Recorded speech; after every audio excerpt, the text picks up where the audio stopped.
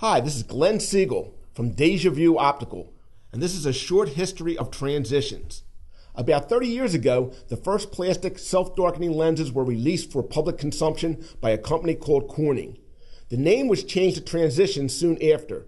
These attempts were noble but unsatisfactory. The process took several minutes to change into a muddy gray, partially dark tint. When you entered a building, it took 5 minutes to clear. Although the first couple of generations of transition lenses were by no means perfect, the reduction of weight compared to Photogray Extra Glass predecessor was a modern miracle of science. Let's go back 32 years. I started working at Four Eyes Optical in Center City, Philadelphia. The location, 300 block of South 15th Street. First floor of a 3-story brownstone. The original location of the optical chain. That place had a picture of God handing down a pair of eyeglasses to Adam drawn across the ceiling. An old-fashioned tubular radio turned to WMMR. The Philadelphia College of Art was right around the corner on Broad Street. This is the place where I started my distinguished career as a dispensing optician. I learned how to manipulate screws of all kinds into tiny orifices, the hinges on a frame. This is where I first measured for bifocal placement and took PD readings. Lay people cannot appreciate how much the advent of plastic lenses changed the marketplace. From early 70s well into the mid-80s, the majority of eyeglass wearers wore glass lenses in their frames.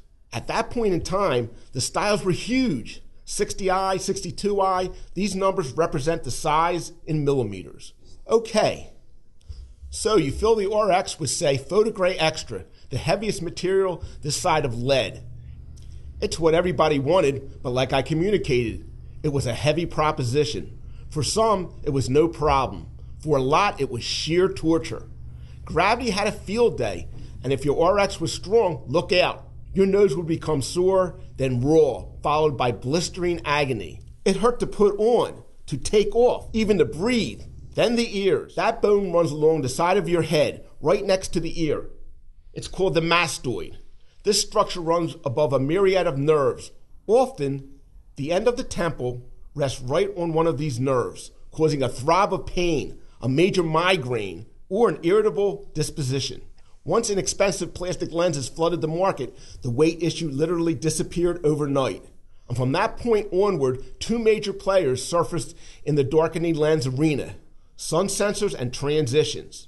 Both products accomplished the same feat. Transitions, over the past few years, has captured the majority of sales. What does a transition lens achieve? In direct sunlight, the lens will darken within 20 seconds to either a gray or brown tint. They will darken to a 70% tint and remain until the lenses are out of direct sunlight, at which time they will gradually lighten to about 10% in 2 to 3 minutes. All transition lenses have a UV filter.